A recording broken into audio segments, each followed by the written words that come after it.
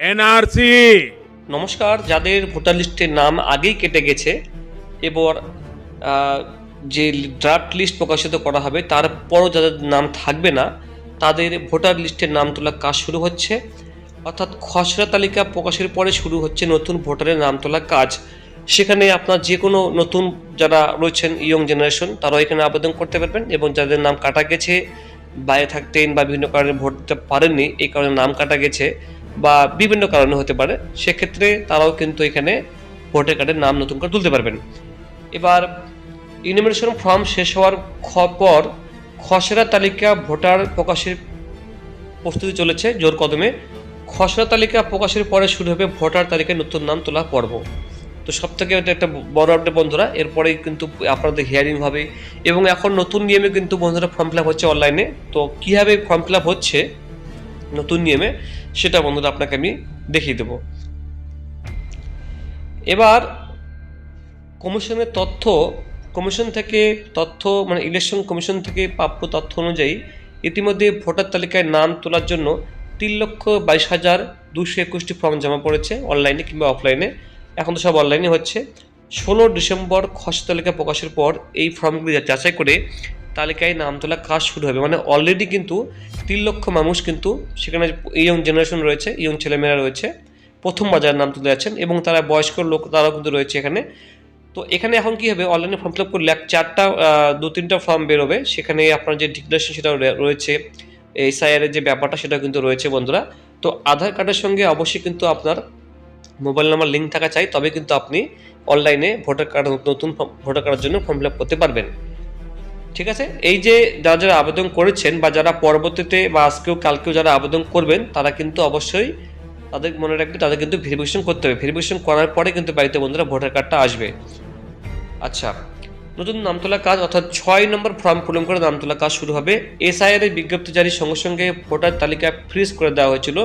প্রথমে ঘোষণা করা হয়েছিল এসআইআর চলাকালীন ভোটার তালিকায় নাম তোলার জন্য আবেদন করা যাবে মানে অনলাইনে করা যাবে, এবং খসড়া তালিকায় তো প্রকাশিত হবে সেসব নাম। পরবর্তীতে সেই সিদ্ধান্ত থেকে পিছিয়ে যায়, ফলে সমস্ত ভোটার 6 নম্বর ফর্ম পূরণ করে তোলার জন্য আবেদন জানিয়েছিল।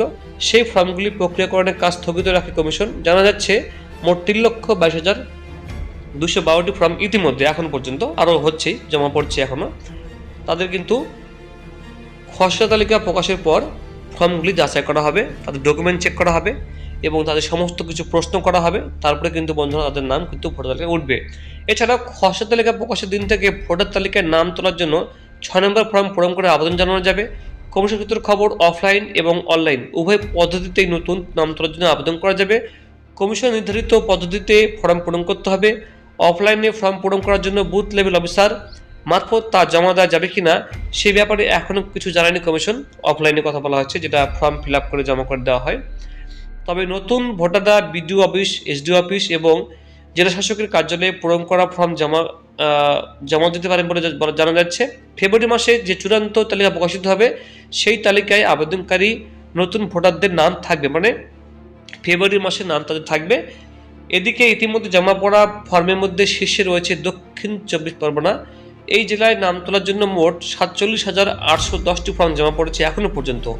এবং বন্ধুরা মনে রাখবেন, দক্ষিণ 24 পরগনায় কিন্তু সেই জেলা যে জেলাতে কিন্তু বাংলাদেশ পেট্রাপোল বা ইন্টারন্যাশনাল বর্ডার রয়েছে, যেখানে কিন্তু প্রচুর কিন্তু বাংলাদেশিরা ঢুকে রয়েছে এখানে। তারা কিন্তু এখান থেকে কিন্তু বেশি কিন্তু একটা খবর কিন্তু বন্ধুরা বের হয়। ঠিক আছে, যাই হোক আমি বেশি কিছু বললাম না এখানে। তো এই সমস্ত এলাকায় সীমান্তবর্তী জেলাগুলো যেমন মালদা, মুর্শিদাবাদ, নদিয়া প্রচুর সংখ্যক এই ফর্ম জমা পড়েছে। এগুলো কিন্তু প্রচুর বন্ধুরা চেক আপ করে ভেরিফিকেশন করে তারপরেই কিন্তু এদের নাম উঠবে। খুবই কিন্তু টাফ হয়ে যাচ্ছে বন্ধুরা, খুবই টাফ হবে এবার কিন্তু হিয়ারিং ভোটের। তাই কিন্তু বন্ধুরা সমস্ত আপনাদের লিঙ্ক যেটা, এটা কিন্তু আপনাকে দেখবে ওরা, আপনার লিঙ্ক কোথায়, বাবা কোথায়, সমস্ত কিছু এসআইআর বাবার ডকুমেন্ট কবে এসেছে সব ধরনের কিন্তু প্রশ্ন করা হবে। এবার ভোটার কার্ডের নাম তোলা কিন্তু খুব টাফ। আপনার যদি আপনি ভারতীয় হয়ে থাকেন তো সেক্ষেত্রে ডকুমেন্টসের কোনো সমস্যা আপনার হচ্ছে না। বার্থ সার্টিফিকেট থাকলে আরও কোনো সমস্যা আপনার হবে না, একবারে নাম উঠে যাবে। তো যাই হোক বন্ধুরা, এই ছিল আপডেট। কোনো কোশ্চেন জানাবেন কমেন্ট বক্সে। Thank you so much.